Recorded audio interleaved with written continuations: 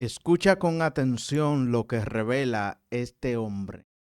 Fue Amazon, o sea, de aquellos que hacen cosas oscuras para destruir, para engañar, para hacerse multimillonario. Pero lo que sucedió después es realmente poderoso. Presta mucha atención a este video. No te quede quieto, compártelo, que alguien necesita escuchar estas palabras. Bendiciones. Hoy vamos a escuchar un testimonio que va a dejarte sin palabras. Un hombre que pasó 30 años dentro de la masonería y alcanzó el grado más alto posible, va a revelar todo lo que vivió. Si quieres conocer la verdad, suscríbete al canal y dale like a este video. Vamos a empezar. Mi nombre es Rodrigo, tengo 58 años y vivo en Guadalajara, Jalisco. Soy arquitecto de profesión y durante muchos años tuve una vida que cualquiera envidiaría. Tenía una esposa maravillosa llamada Patricia, una hija hermosa llamada Luciana y proyectos millonarios que me llovían sin parar.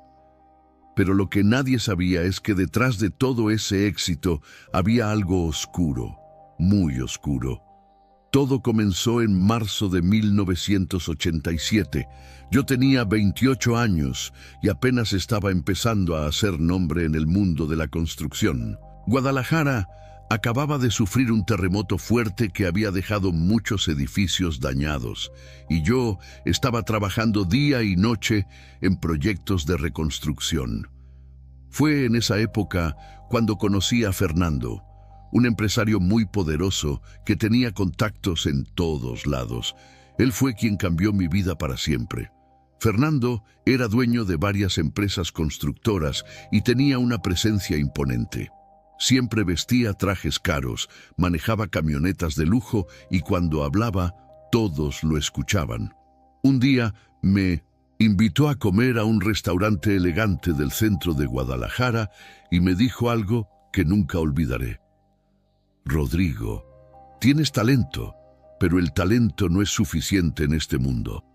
Necesitas pertenecer al círculo correcto. Yo no entendía muy bien a qué se refería, pero me intrigaba.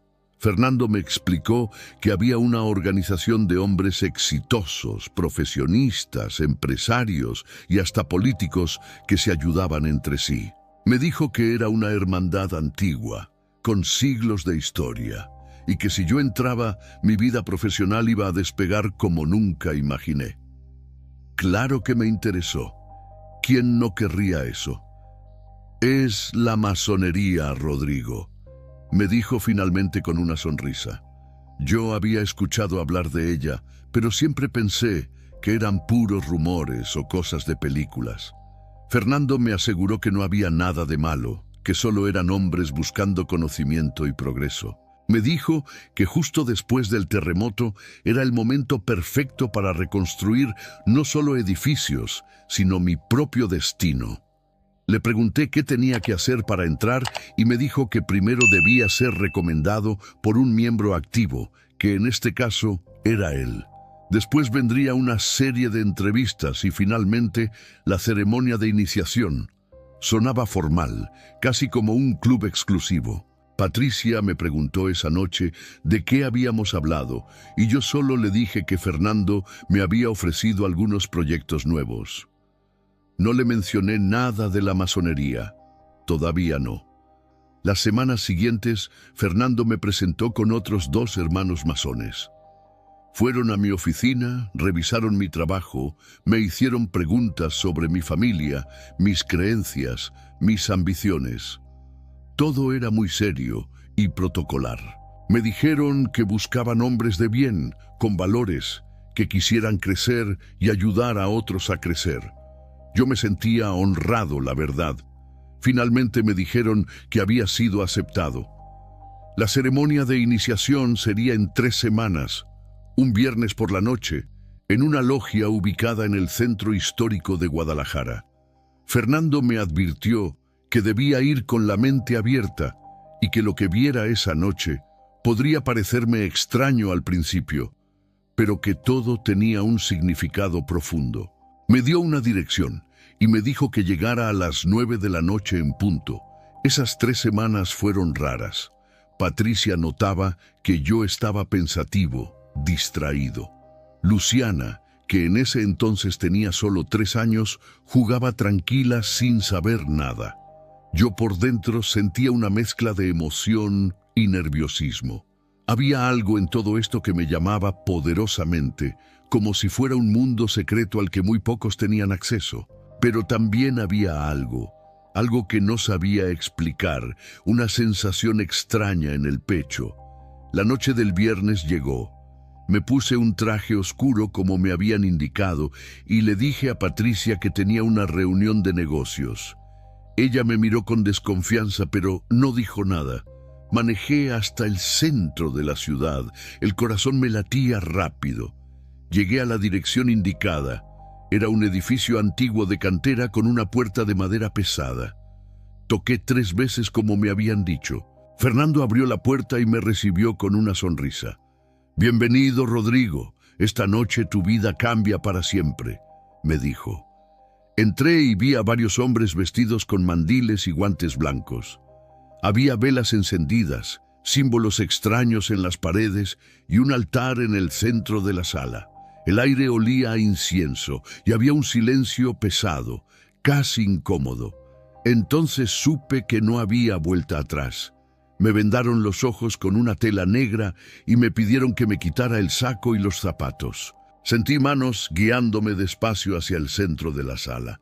Mis pies descalzos tocaban el piso frío de mármol. Escuchaba voces a mi alrededor, pero no podía distinguir quiénes eran. Alguien me dijo con voz grave que debía mantener la calma y confiar en el proceso. Mi respiración se aceleraba, pero traté de controlarme.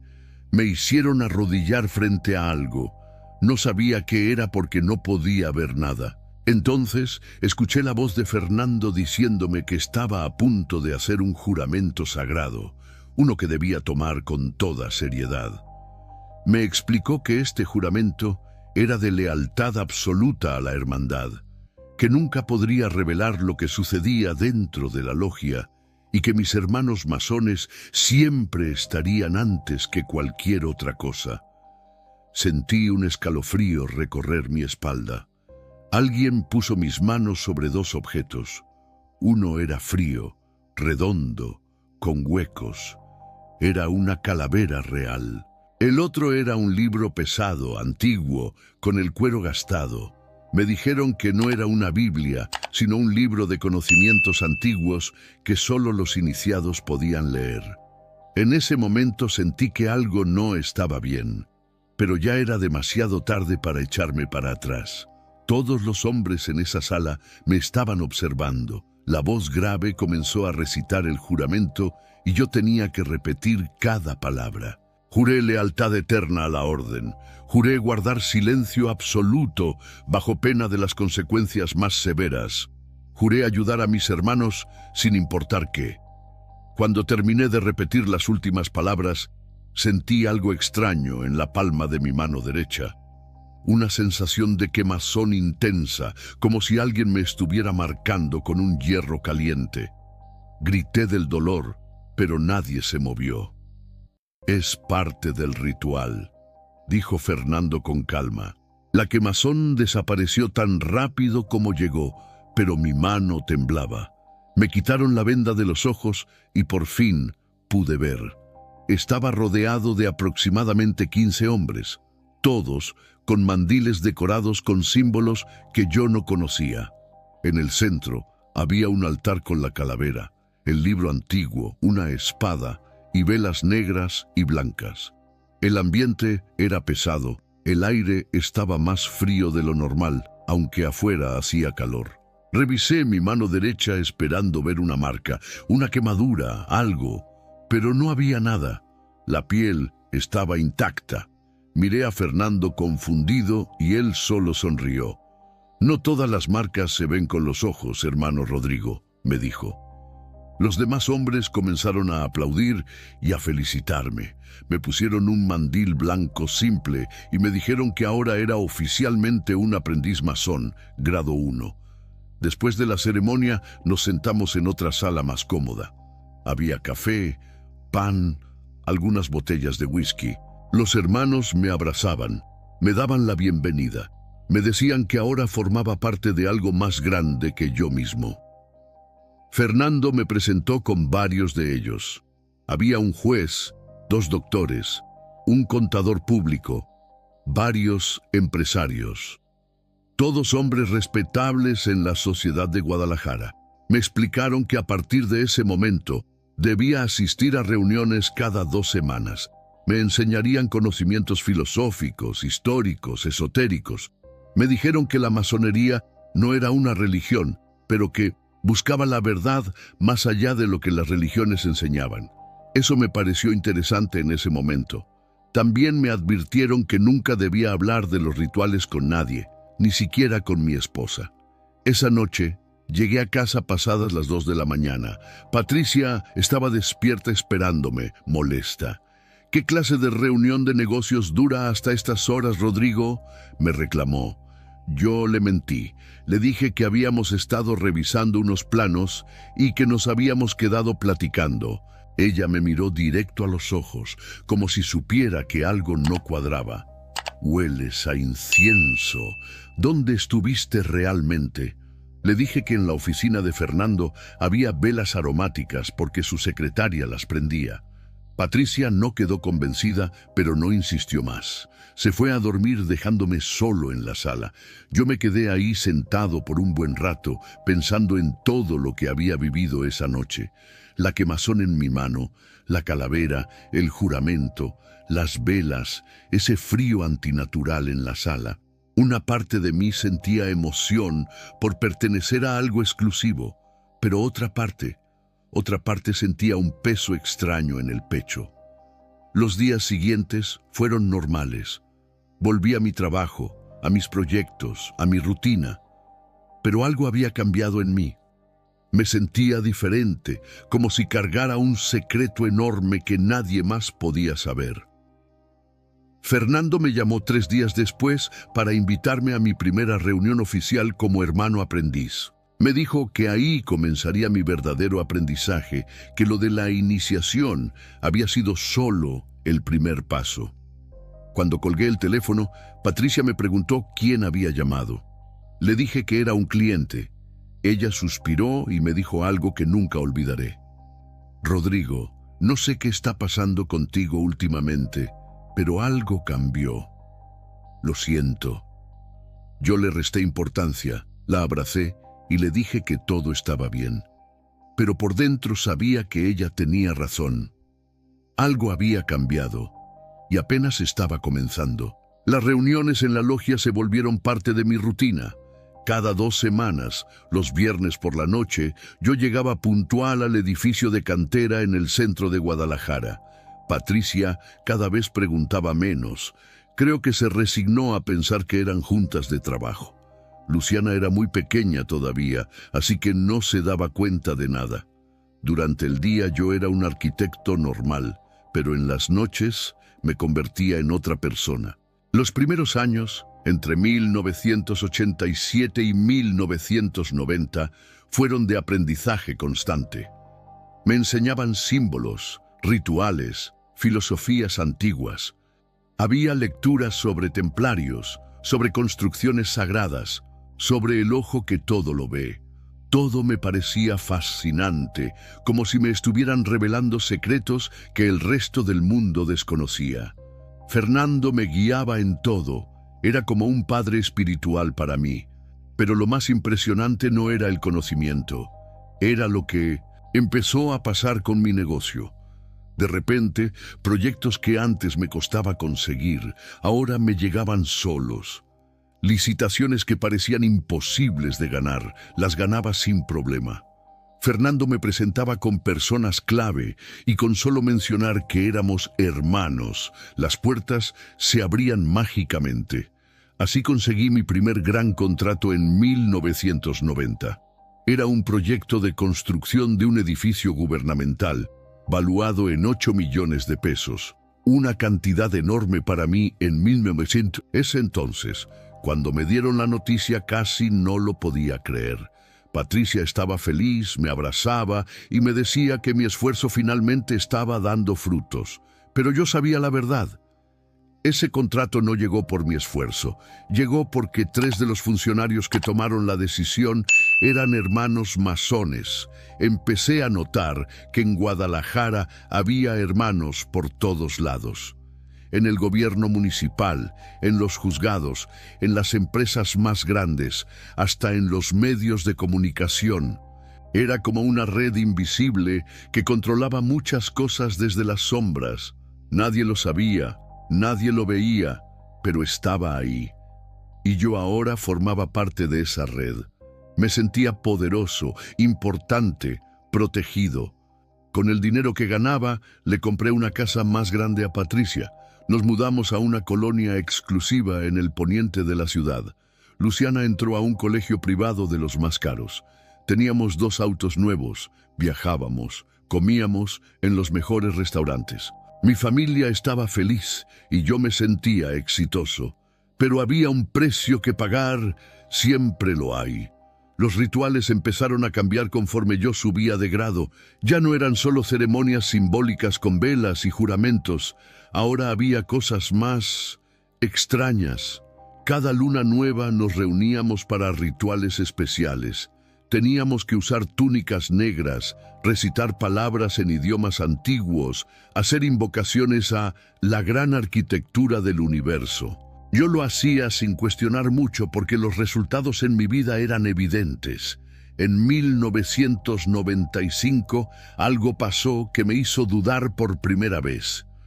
Uno de mis mejores amigos, Javier, también era arquitecto.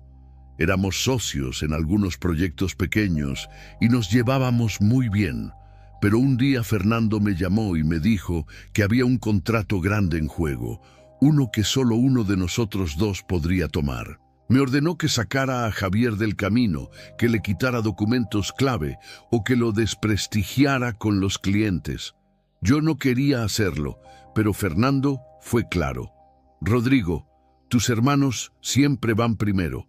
Si no estás dispuesto a proteger los intereses de la hermandad, entonces no perteneces aquí.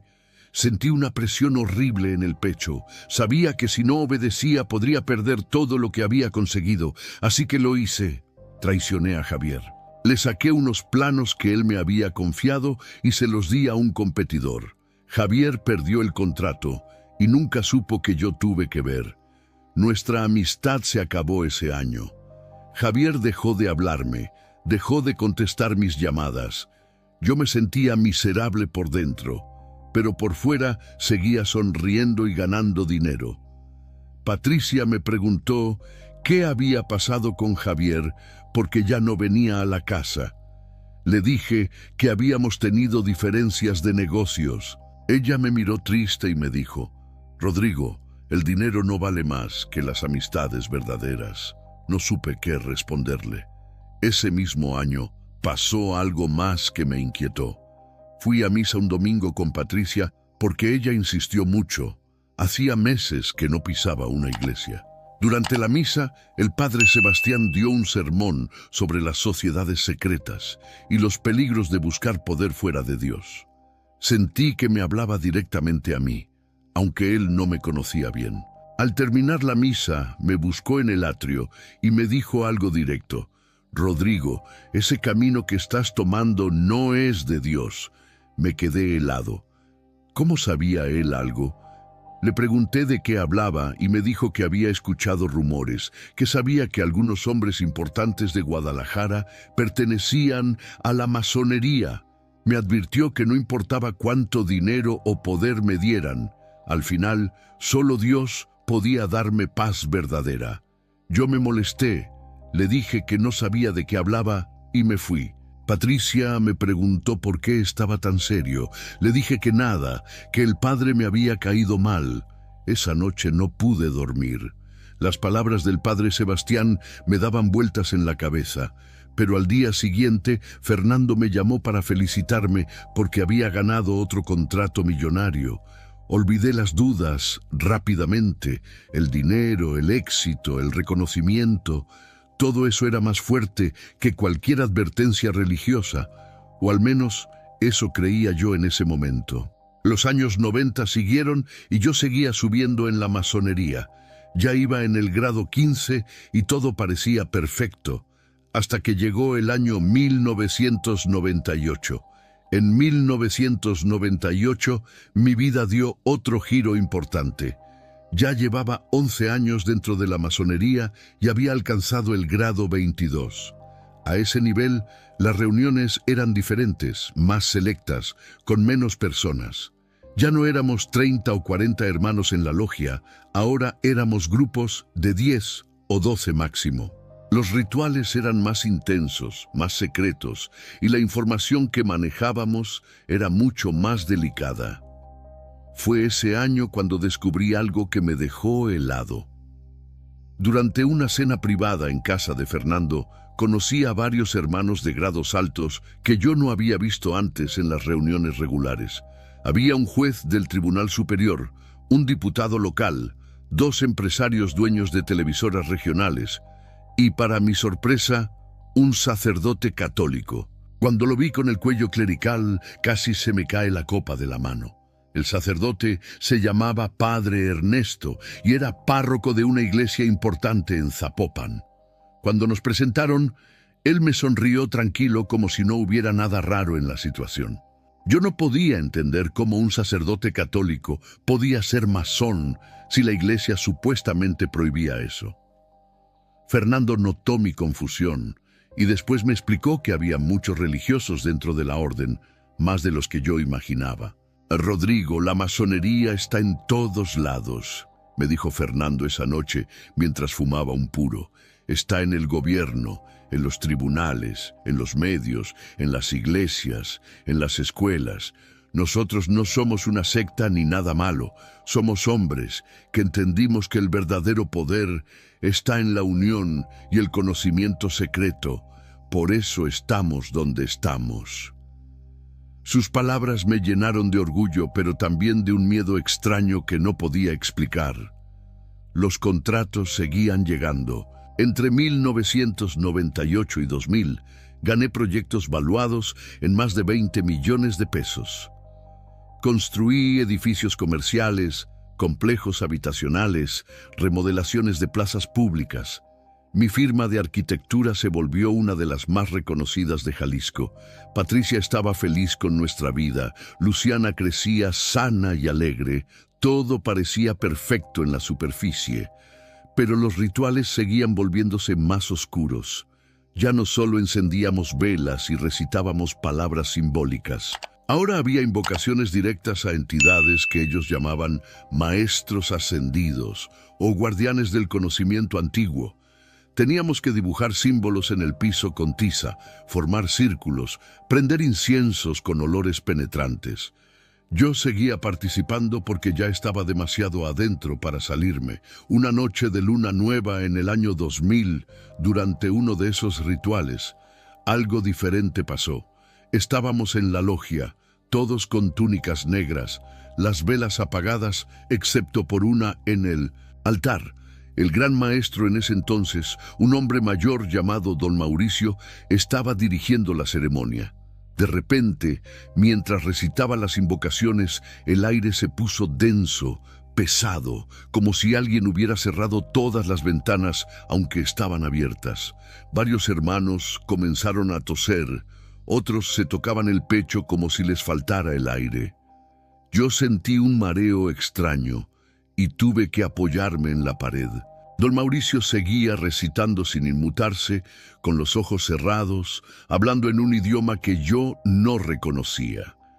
Entonces las velas se apagaron solas, todas al mismo tiempo, sin que hubiera corriente de aire. Nos quedamos en completa oscuridad.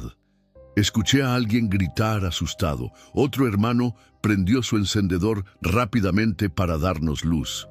Cuando vimos al gran maestro, estaba parado en el mismo lugar, pero con los ojos completamente en blanco, como si estuviera en trance. Nos habló con una voz que no era la suya, más grave, más fría. Dijo cosas sobre el futuro de algunos hermanos, secretos que nadie más sabía. Yo estaba aterrado, pero no me moví. Después de unos minutos que parecieron horas, don Mauricio volvió en sí. Parpadeó confundido y preguntó qué había pasado. No recordaba nada. Los hermanos más antiguos dijeron que eso era normal en rituales de alto grado, que era una manifestación del conocimiento superior. Pero yo sabía que lo que había visto no era normal. Eso no era conocimiento, era otra cosa. Esa noche llegué a casa temblando. Patricia estaba dormida, Luciana también. Me senté en la sala a oscuras, todavía con el corazón acelerado. Pensé en salirme de la masonería, pero inmediatamente recordé todo lo que tenía. Mi casa, mis contratos, mi posición social. Todo eso lo tenía gracias a la hermandad. Si me salía, lo perdería todo. Fernando me lo había dejado claro desde el principio. Una vez adentro, no hay vuelta atrás, hermano. Los meses siguientes traté de olvidar lo que había visto esa noche. Me concentré en mi trabajo, en mi familia, en seguir subiendo de grado. Para el año 2002 ya era grado 28 y me habían propuesto para alcanzar el grado 33, el más alto posible. Eso significaba que estaría en la cúpula de poder de la masonería en Jalisco. Era un honor enorme. Pocos llegaban ahí. Pero también significaba que los rituales serían aún más intensos, más comprometedores, más peligrosos. Y yo acepté sin pensarlo dos veces, porque ya estaba completamente atrapado en ese mundo. En el año 2003, finalmente alcancé el grado 33, gran maestro masón. La ceremonia fue impresionante. Solo asistieron los hermanos de más alto rango de todo Jalisco.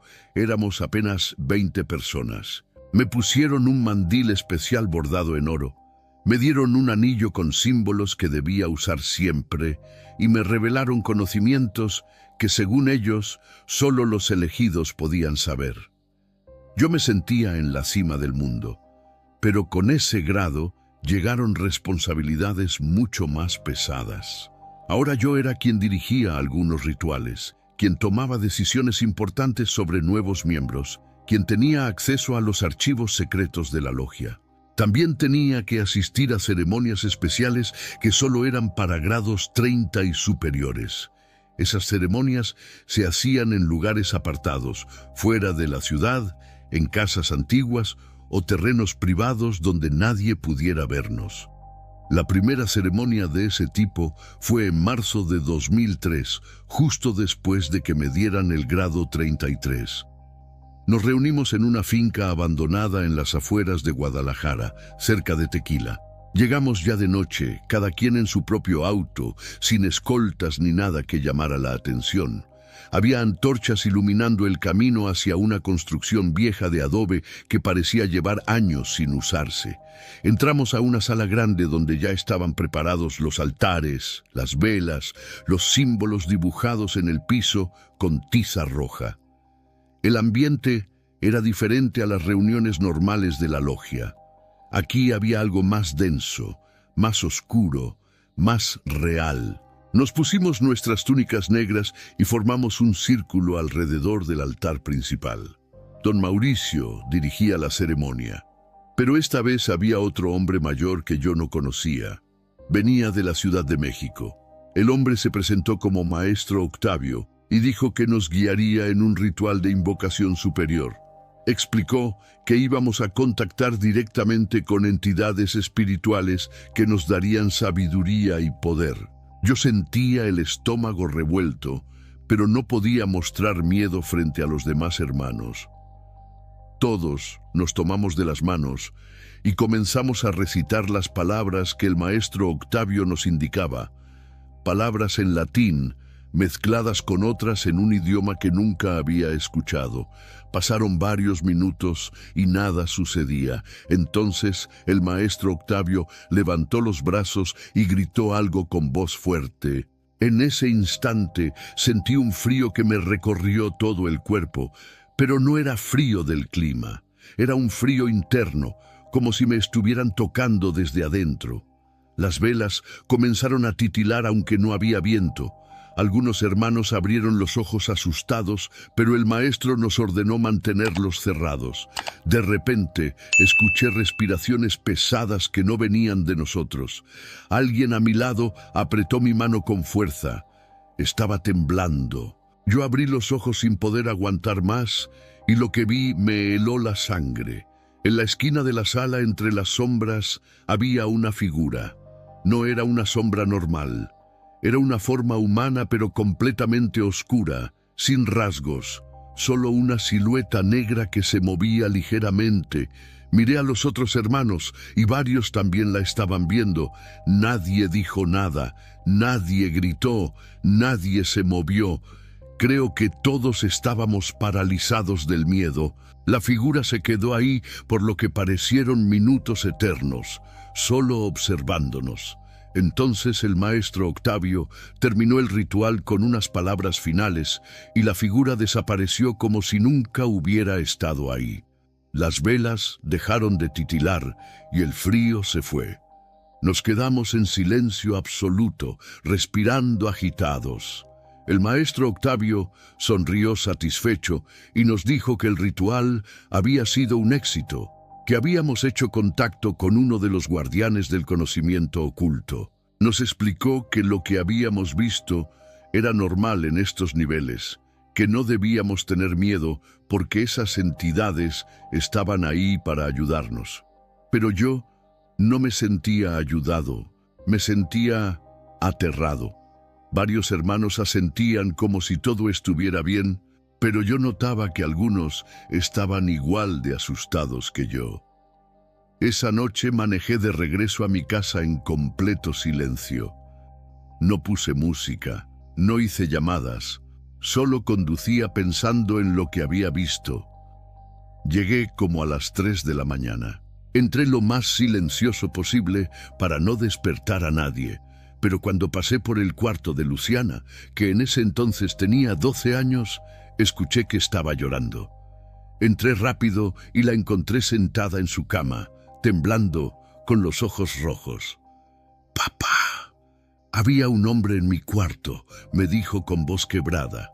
Se me hizo un nudo en la garganta.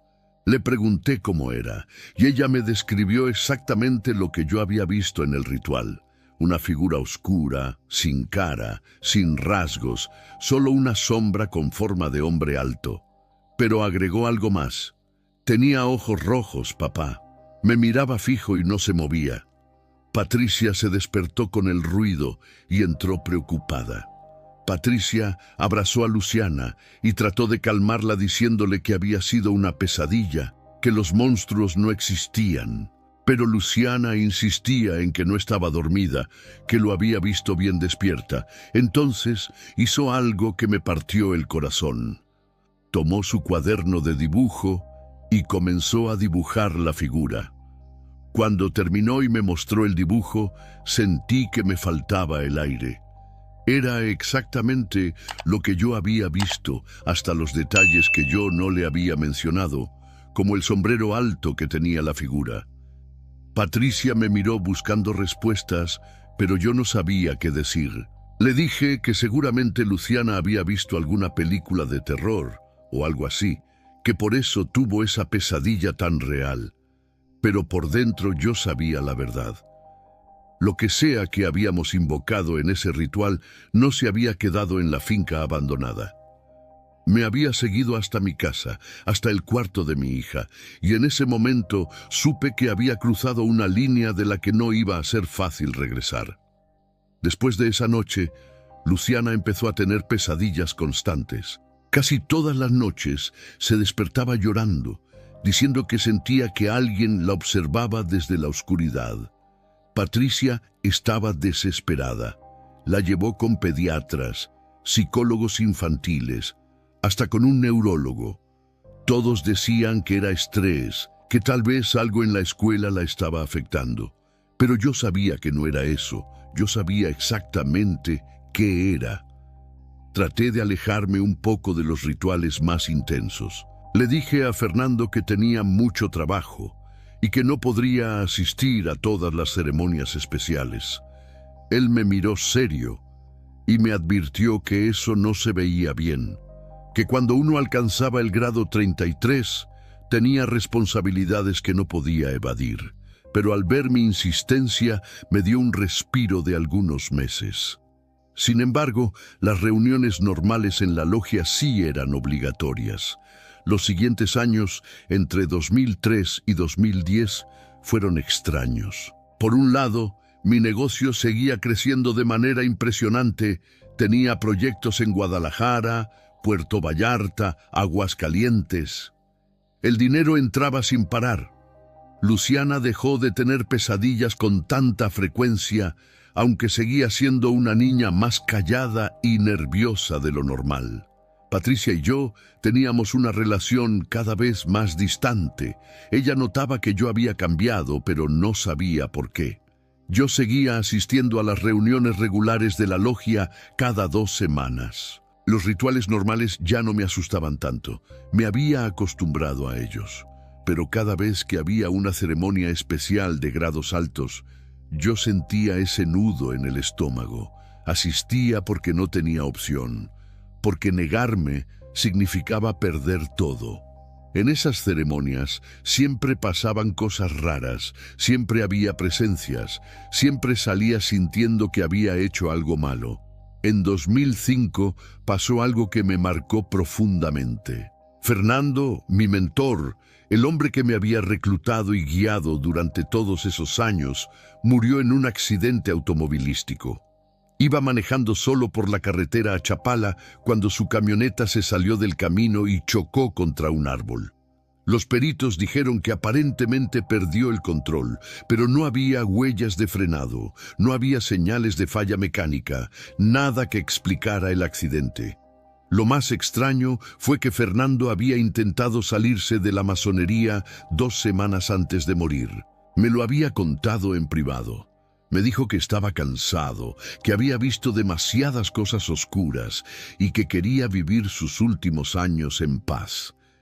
Le dije que tuviera cuidado, que eso no era algo que se tomara a la ligera. Él me respondió: «Rodrigo, tú también deberías pensar en salirte antes de que sea demasiado tarde». Una semana después estaba muerto. En su funeral había muchos hermanos masones, todos vestidos de negro, serios, haciendo sus señales secretas con las manos.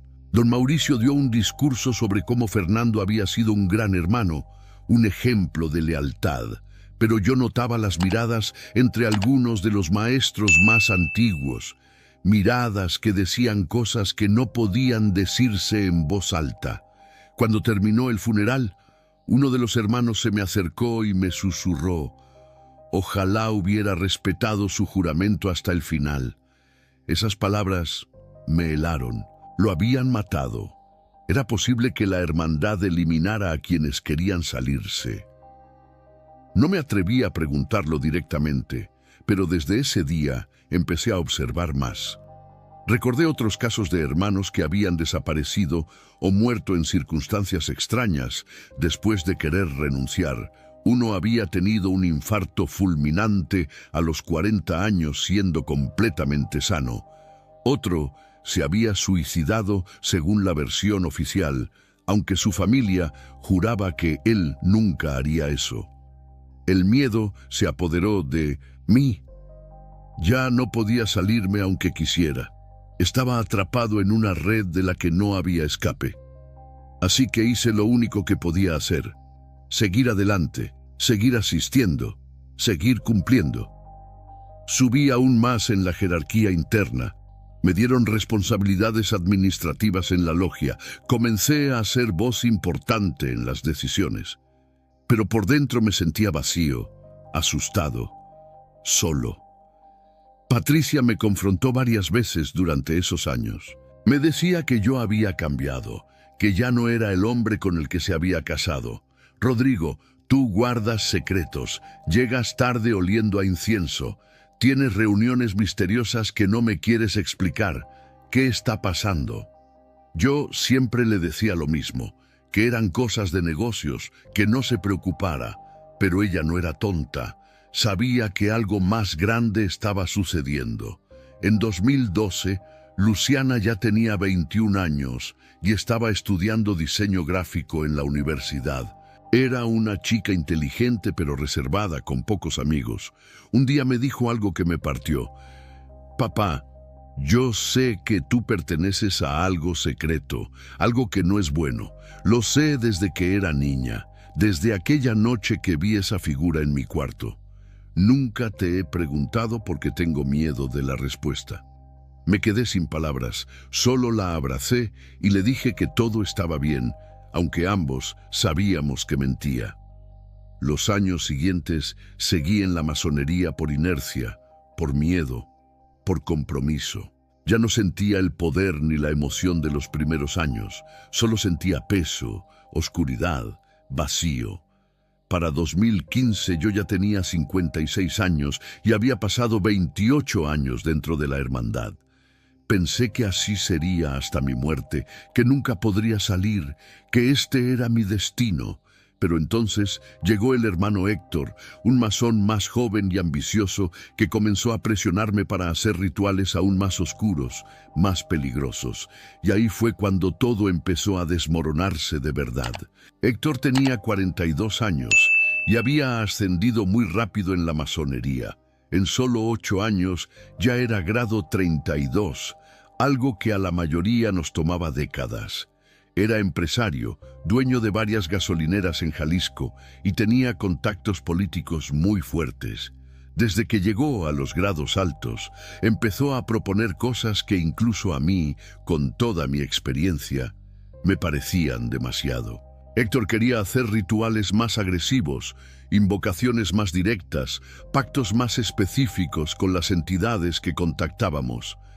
Decía que la masonería tradicional se había vuelto muy suave, muy simbólica, que habíamos perdido el poder real que tenían los antiguos maestros. Algunos hermanos mayores se oponían, pero Héctor tenía el apoyo de varios maestros jóvenes que pensaban igual que él. La logia empezó a dividirse entre los tradicionalistas y los radicales. En 2015, durante una reunión administrativa, Héctor me confrontó directamente. Rodrigo, tú eres gran maestro, tienes la autoridad para aprobar ceremonias especiales. Necesitamos tu permiso para realizar un ritual de poder en el equinoccio de otoño. Es momento de que esta logia recupere su verdadera fuerza. Yo le dije que necesitaba pensarlo, que eso no era algo que se decidiera así nomás. Él me miró con desprecio y me dijo, si no tienes estómago para esto, tal vez deberías renunciar. Esas palabras me recordaron a Fernando, a su muerte misteriosa después de querer salirse. El miedo me invadió. Esa noche no dormí pensando en qué hacer. Por un lado no quería aprobar rituales más peligrosos, pero por otro lado, negarme podía ponerme en la mira de Héctor y sus seguidores. Finalmente, por cobardía, acepté. Autoricé el ritual para el 21 de septiembre de 2015. La ceremonia sería en una casa antigua en las afueras de Guadalajara, una propiedad abandonada que pertenecía a uno de los hermanos. Llegamos como a las 10 de la noche. Éramos 15 hermanos de grados altos. Héctor había preparado todo personalmente. El altar era más elaborado que cualquier otro que hubiera visto. Había símbolos dibujados en el piso con sangre animal, velas negras por todos lados, cráneos de animales y un libro antiguo que nunca antes había visto en nuestros rituales. Nos pusimos las túnicas y formamos el círculo. Héctor tomó el control de la ceremonia, comenzó a recitar palabras en ese idioma extraño que yo nunca había aprendido bien. El aire se puso denso inmediatamente, más rápido que en otros rituales. Las velas empezaron a titilar violentamente, algunas se apagaron solas. Yo sentía el corazón acelerado, quería salir corriendo pero mis pies no se movían. Entonces Héctor hizo algo que nunca había visto. Sacó un cuchillo ceremonial y se cortó la palma de la mano derecha. La sangre empezó a gotear sobre el altar mientras él seguía recitando. Nos ordenó que hiciéramos lo mismo, que selláramos el pacto con nuestra propia sangre. Varios hermanos obedecieron de inmediato, pero yo dudé. Héctor me miró furioso. «Hazlo, Rodrigo, o sal de aquí ahora mismo». Me corté la mano, sentí el dolor punzante y vi mi sangre caer sobre el altar mezclándose con la de los demás. En ese momento, algo cambió en el ambiente. El frío se volvió insoportable, podía ver mi aliento en el aire. Entonces escuchamos algo que nos paralizó a todos. Una voz. No venía de ninguno de nosotros, venía del centro del círculo. Una voz grave, distorsionada, inhumana. La voz empezó a hablar en español, diciendo cosas sobre nosotros, secretos personales que nadie más sabía. Habló de un hermano que había robado dinero de su empresa, de otro que había engañado a su esposa, de otro que había sobornado a un juez. Y luego me habló a mí directamente. «Rodrigo, tú que tienes miedo, tú que quieres salir pero no te atreves, tú que sacrificaste a tu amigo Javier por ambición, ¿crees que puedes escapar?» Se me cortó la respiración. Miré a los demás hermanos y varios estaban en trance, con los ojos en blanco, balanceándose. Héctor tenía una sonrisa en el rostro, como si estuviera disfrutando todo esto. Uno de los hermanos, el más joven, comenzó a gritar aterrado y salió corriendo de la casa. Nadie lo detuvo. La voz siguió hablando por varios minutos más, revelando cosas, haciendo promesas de poder, exigiendo lealtad absoluta. Cuando el ritual terminó, todos estábamos agotados, como si nos hubieran drenado la energía. Héctor declaró que había sido un éxito total, que habíamos hecho contacto directo con uno de los maestros oscuros y que ahora tendríamos su protección y poder, pero yo no me sentía protegido. Me sentía maldito. Salí de ahí temblando, con la mano sangrando, sintiéndome sucio por dentro. Llegué a mi casa como a las 4 de la mañana. Patricia estaba despierta, algo raro en ella. Me vio entrar y se asustó al ver mi mano vendada con un trapo ensangrentado. «¿Qué te pasó, Rodrigo? ¿Dónde estabas?» Le dije que había tenido un accidente con una herramienta en una obra, que no era nada grave. Ella me curó la herida en silencio, pero sus ojos estaban llenos de lágrimas. No dijo nada más, solo me abrazó y lloró. Creo que en ese momento ambos sabíamos que algo terrible estaba pasando, aunque ella no conociera los detalles. Esa noche fue el principio del fin de mi vida como la conocía. Los meses siguientes fueron los peores de mi vida. Después de aquel ritual todo empezó a desmoronarse. Primero fue mi salud. Comencé a tener insomnio crónico. No podía dormir más de 2 o 3 horas por noche. Cuando cerraba los ojos veía sombras moviéndose, escuchaba susurros, sentía presencias en mi habitación. Los médicos me hicieron todos los estudios posibles, pero no encontraban nada. Me recetaban pastillas para dormir que no me hacían efecto. Luego empezaron los problemas en mi negocio. Un contrato millonario que tenía asegurado se canceló de la nada. El cliente simplemente decidió irse con otra empresa sin dar explicaciones claras. Después perdí otro proyecto importante porque supuestamente mis planos tenían errores, cosa que nunca me había pasado en 30 años de carrera. En 6 meses perdí contratos valuados en más de 12 millones de pesos. Mi contador me advirtió que si seguía así tendría problemas financieros graves. Patricia ya no aguantaba más la situación. Me veía llegar tarde todas las noches. Me veía demacrado, nervioso, irritable.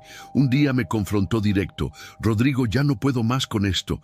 No sé qué está pasando, pero sé que me estás mintiendo. O me dices la verdad ahora o me voy de esta casa con Luciana».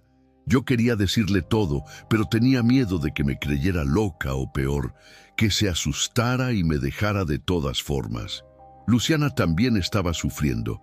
Había caído en una depresión severa, dejó de ir a clases en la universidad, se encerraba en su cuarto todo el día. Patricia la llevó con psiquiatras y le recetaron antidepresivos, pero nada parecía ayudar. Una noche encontré a Luciana en el baño con una navaja en la mano. Había intentado cortarse las muñecas.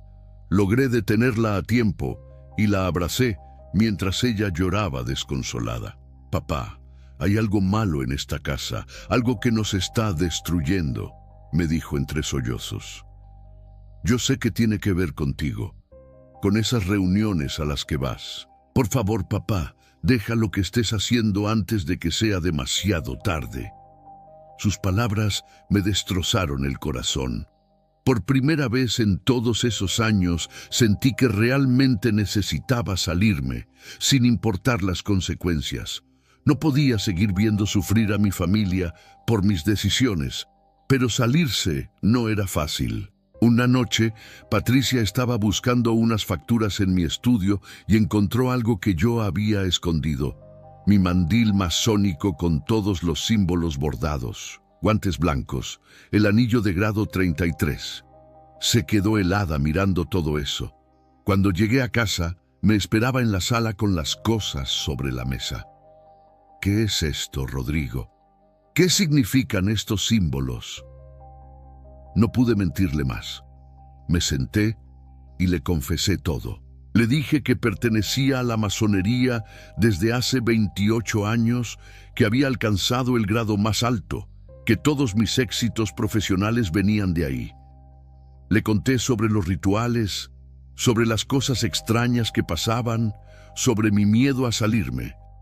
Patricia me escuchó en silencio con lágrimas en los ojos. Cuando terminé de hablar, ella solo dijo: «Rodrigo, yo he estado orando por ti durante 20 años. Sabía que algo no estaba bien, lo sentía en mi espíritu». Me dijo que desde que empecé a llegar tarde oliendo a incienso, desde que cambió mi forma de ser, ella había comenzado a orar en secreto. Iba a misa todos los días, prendía veladoras, le pedía a Dios que me protegiera de lo que fuera que me tenía atrapado. Yo no entiendo mucho de estas cosas, Rodrigo, pero sé que lo que estás metido no es de Dios. Y si no es de Dios, entonces es del enemigo. Sus palabras me golpearon fuerte. Le prometí que buscaría la manera de salirme, pero al día siguiente en la logia me di cuenta de lo difícil que sería. Héctor se me acercó con una sonrisa falsa y me dijo: «Rodrigo, escuché que has tenido problemas últimamente, proyectos cancelados, ¿verdad? Es curioso cómo las cosas pueden ir mal cuando uno no está completamente comprometido con la hermandad».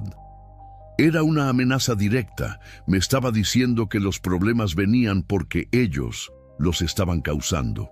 Esa misma semana pasó algo que me terminó de convencer. Un hermano masón anciano llamado Alberto, que yo conocía desde mis primeros años en la logia, estaba muy enfermo de cáncer en fase terminal.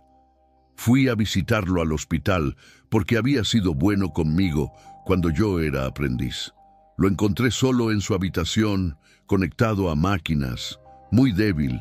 Cuando me vio entrar, sus ojos se llenaron de lágrimas. «Rodrigo, me estoy muriendo y tengo que decirte algo antes de irme», me dijo con voz temblorosa. «Vendimos nuestras almas, hermano. Todo este tiempo creímos que buscábamos conocimiento y poder, pero lo que realmente hicimos fue vender nuestras almas por cosas temporales. Yo sé de un hombre muy conocido en México que también está en esto, alguien que la gente admira y respeta, pero no puedo decir su nombre porque juré silencio. Si la gente supiera cuántos hombres importantes están atrapados como nosotros». Alberto tosió con fuerza y siguió hablando. «Yo traté de salirme hace 10 años, Rodrigo, pero me amenazaron. Me dijeron que si hablaba o me iba, me pasarían cosas terribles. Ahora estoy aquí muriendo de cáncer y tengo miedo, mucho miedo de lo que viene después. ¿A dónde voy a ir cuando muera? ¿Qué va a pasar con mi alma?». Lo tomé de la mano sin saber qué decirle. Yo tenía las mismas preguntas y el mismo miedo. Alberto murió esa misma noche. Al día siguiente, en la logia, Héctor anunció su muerte como si fuera algo normal, como si fuera solo un hermano más que se había ido. Pero yo no podía sacudirme las palabras de Alberto de la cabeza. Esa noche tomé la decisión más importante de mi vida.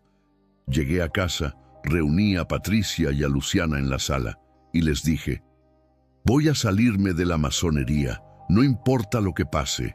Necesito ayuda, necesito que oren por mí, porque esto va a ser una guerra. Patricia me abrazó llorando y me dijo algo que me dio esperanza por primera vez en años. Dios es más grande que cualquier oscuridad, Rodrigo. Él te va a liberar. A la semana siguiente fui a la logia con la intención de presentar mi renuncia formal. Estaba nervioso, sudaba frío, pero estaba decidido. Pedí una reunión privada con los 3 grandes maestros que administraban la logia de Jalisco. Me recibieron en una oficina privada del edificio. Eran don Mauricio, don Felipe y obviamente Héctor, que ya había escalado hasta ese nivel de autoridad en poco tiempo. Les dije directo, sin rodeos: hermanos, he decidido retirarme de la orden. He cumplido con mis obligaciones durante 28 años, pero ahora necesito enfocarme en mi familia y en mi salud. El silencio que siguió fue pesado, incómodo. Don Mauricio me miró con decepción, don Felipe con sorpresa, pero Héctor me miró con una sonrisa fría que me heló la sangre. Rodrigo, ¿estás seguro de lo que estás diciendo?, preguntó Héctor con tono tranquilo pero amenazante. Tú sabes que los juramentos que hiciste son eternos, no se anulan con una simple renuncia. Además, conoces secretos de esta hermandad. Has participado en ceremonias que nadie fuera de este círculo puede saber. ¿Cómo podemos confiar en que no vas a hablar? Le dije que yo no tenía intención de revelar nada, que solo quería vivir en paz con mi familia. Don Mauricio intervino. Rodrigo, hermano, tal vez solo necesitas un descanso. Tómate unos meses, no asistas a las reuniones, despeja tu mente, pero no tomes una decisión tan drástica. Yo insistí en que mi decisión estaba tomada, que necesitaba salirme completamente. Entonces Héctor se paró de su silla y se acercó a mí con esa sonrisa que ya me daba miedo. ¿Te acuerdas de Fernando, Rodrigo? Él también quiso salirse. Dijo que estaba cansado, que había visto demasiado. 2 semanas después, tuvo ese accidente tan extraño en la carretera a Chapala. Los frenos de su camioneta fallaron, o eso dijeron los peritos. Es curioso cómo las cosas malas les pasan a quienes rompen sus juramentos, ¿no crees? El mensaje era claro. Me estaba amenazando. Don Mauricio y don Felipe no dijeron nada, solo miraban al piso. Me di cuenta de que ellos también le tenían miedo a Héctor, o al menos no querían confrontarlo. Salí de esa reunión sin haber renunciado oficialmente, pero con la certeza de que si insistía, mi vida corría peligro. Llegué a casa temblando y le conté todo a Patricia. Ella no se asustó, al contrario, se puso firme. Rodrigo, mañana mismo vamos a ir a hablar con un sacerdote o con un pastor, alguien que sepa de estas cosas. No podemos enfrentar esto solos, necesitamos ayuda espiritual. Al principio yo dudaba, llevaba casi 30 años sin pisar una iglesia con intención real de buscar a Dios. Pero Patricia insistió tanto que finalmente acepté. Al día siguiente, en diciembre de 2016, Patricia me llevó a una iglesia evangélica pequeña que quedaba cerca de nuestra colonia. Yo nunca había entrado a una iglesia evangélica, siempre había sido católico de nombre, aunque no practicante. Llegamos un miércoles. Por la tarde había un culto de oración.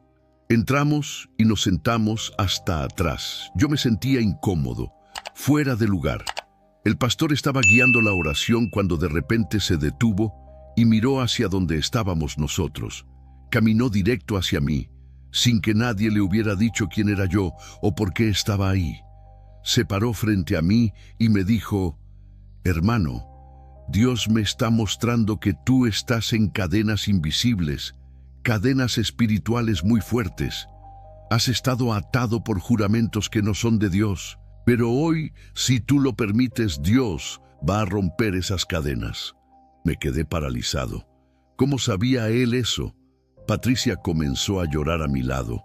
El pastor me preguntó si quería ser libre, si estaba dispuesto a renunciar públicamente a todo pacto que hubiera hecho fuera de la voluntad de Dios. Yo asentí con la cabeza, no podía hablar. Me pidió que pasara al frente y yo obedecí como un autómata. En el frente de la iglesia, el pastor me pidió que cerrara los ojos y que repitiera una oración. Comencé a repetir las palabras, renunciando a los juramentos masónicos, pidiendo perdón por haber buscado poder fuera de Dios, declarando que solo Jesucristo era mi Señor. Y entonces pasó algo que nunca voy a olvidar. Sentí una presión horrible en mi pecho, como si algo me estuviera apretando. No podía respirar bien. Abrí los ojos y vi sombras moviéndose alrededor de mí. No era mi imaginación, eran reales. Una mujer en la congregación gritó: «Yo también las veo, hay sombras alrededor de él». Varias personas más dijeron que también las veían. El pastor puso su mano en mi frente y comenzó a orar con autoridad, ordenando que toda oscuridad se fuera en el nombre de Jesús. Entonces sentí como si algo se desprendiera de mi cuerpo, una sensación física de liberación. La presión en mi pecho desapareció, pude respirar profundo por primera vez en años. Las sombras se fueron, el ambiente se aclaró, y yo comencé a llorar. Lloré como no había llorado desde que era niño. Lloré por todos esos años perdidos, por las decisiones equivocadas, por el daño que le había hecho a mi familia.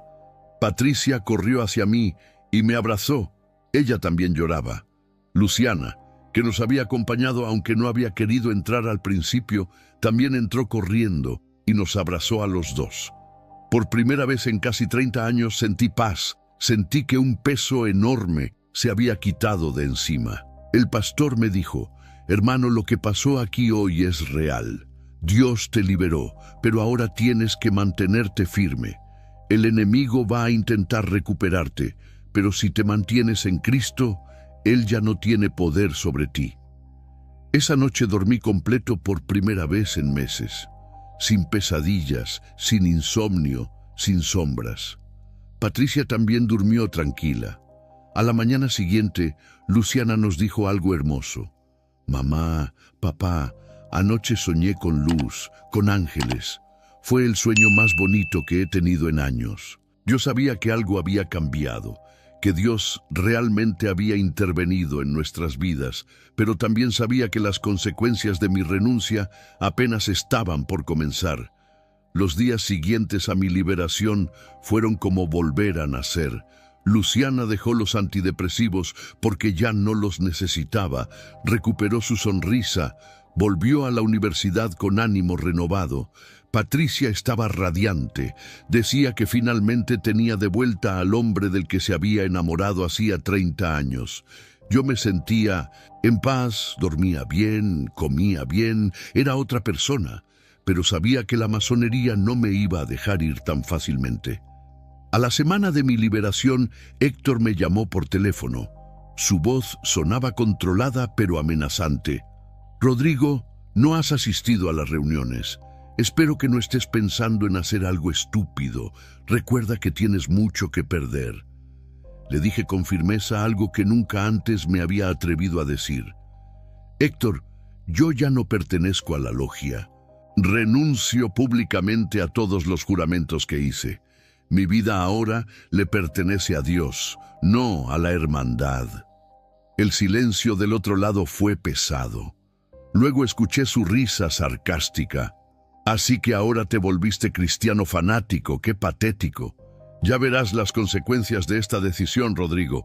Lo que construiste en 30 años se puede destruir en 30 días». Y colgó. Yo sabía que no era una amenaza vacía, pero por primera vez en décadas no sentía miedo. Sentía una paz que venía de algo más grande que yo.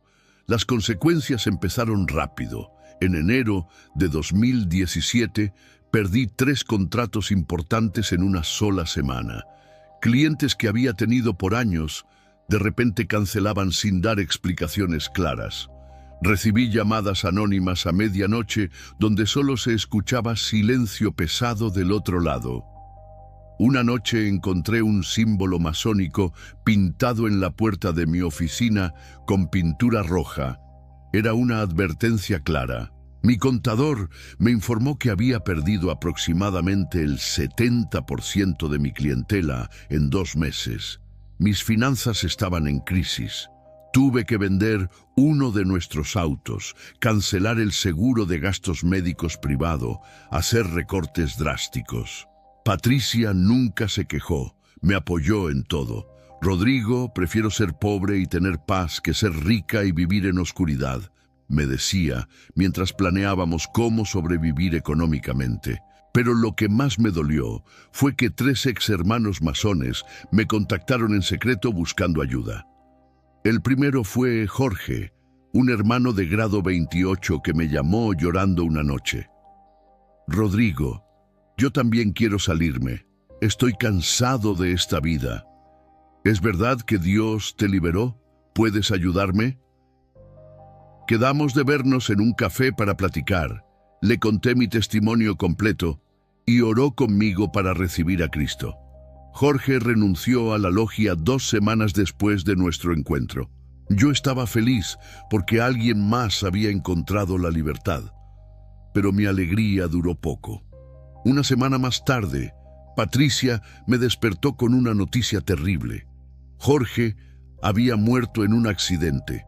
Su auto fue impactado por un tráiler en la autopista México-Guadalajara. El conductor del tráiler se dio a la fuga y nunca lo encontraron. La policía dijo que fue un accidente, pero yo sabía que no lo era.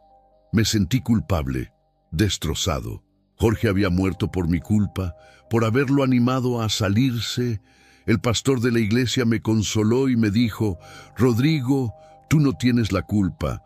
Jorge tomó su propia decisión de seguir a Cristo. Ahora él está con Dios, libre para siempre. Los que quedamos aquí tenemos que seguir luchando y compartiendo la verdad. Pero el dolor no se iba fácil. Los otros 2 hermanos que me habían contactado se asustaron con la muerte de Jorge y decidieron quedarse en la logia por miedo. Uno de ellos me llamó llorando. Rodrigo, yo quiero salir, pero tengo familia, no puedo arriesgarme. Perdóname, pero no puedo seguir tu ejemplo. Lo entendí perfectamente, no lo juzgué. Oré por él y le dije que Dios lo esperaba cuando estuviera listo. A pesar de todo, yo seguía firme. Empecé a congregarme regularmente en la iglesia evangélica. Patricia y Luciana también. Estudiábamos la Biblia juntos. Orábamos como familia, algo que nunca habíamos hecho. Mi negocio seguía en crisis, pero Dios proveía de maneras inesperadas. Proyectos pequeños llegaban justo cuando más los necesitábamos. Nunca nos faltó comida en la mesa, aunque tuvimos que hacer muchos sacrificios. En marzo de 2017, 6 meses después de mi liberación, el pastor me pidió que compartiera mi testimonio públicamente en un culto dominical.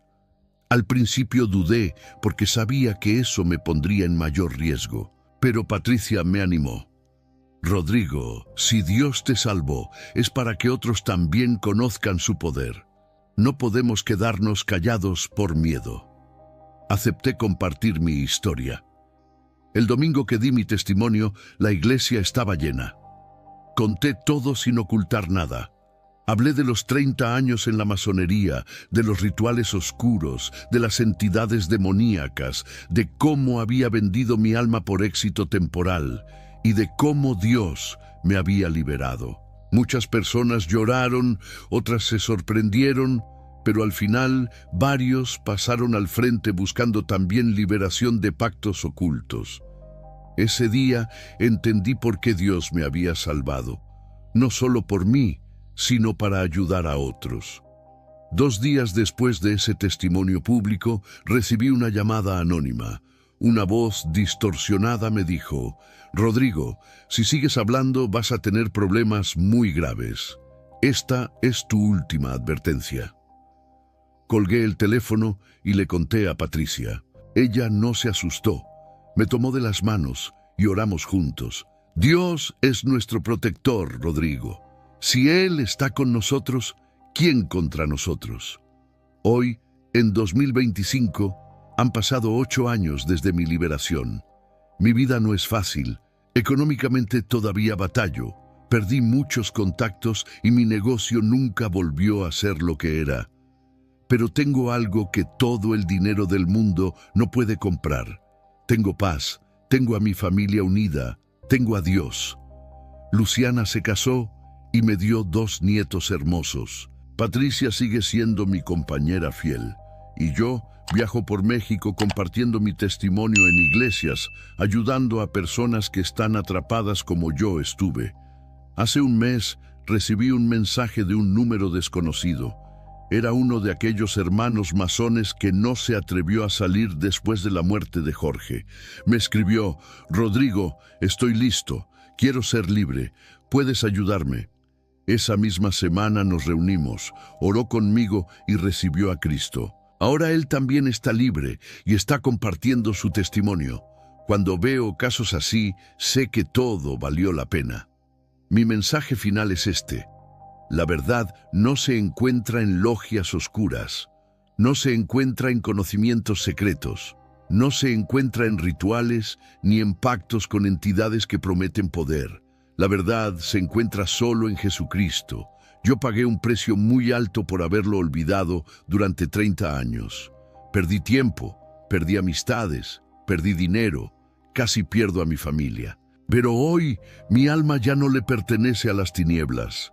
Le pertenece a Dios, y eso es lo único que realmente importa cuando llegue mi último día en esta tierra. Si tú estás metido en algo parecido, si has hecho juramentos que te atan, si sientes que no hay salida, déjame decirte que sí la hay. Su nombre es Jesús, y Él tiene el poder de romper toda cadena, por más fuerte que parezca. Yo soy la prueba viviente de que Dios libera, Dios restaura y Dios nunca abandona a quien lo busca de todo corazón. En verdad, hay muchas cosas ocultas que muchos no conocemos, pero Dios las pone en nuestro camino para que no seamos pues engañados. Así que pueblo de Dios, te toca a ti compartir este video para que alguien más escuche esta palabra y entienda que Dios todavía lo está cuidando, que Dios todavía lo está guardando, porque no quiere que nadie se pierda. Así que haz tu parte, pueblo de Dios. Este video es una bendición para mí y sé que también es una bendición para muchos. Y compartiéndolo es que vamos a lograr que otros Dios le hable y que otros reciban esa palabra muy fuerte de parte de Dios. Bendiciones.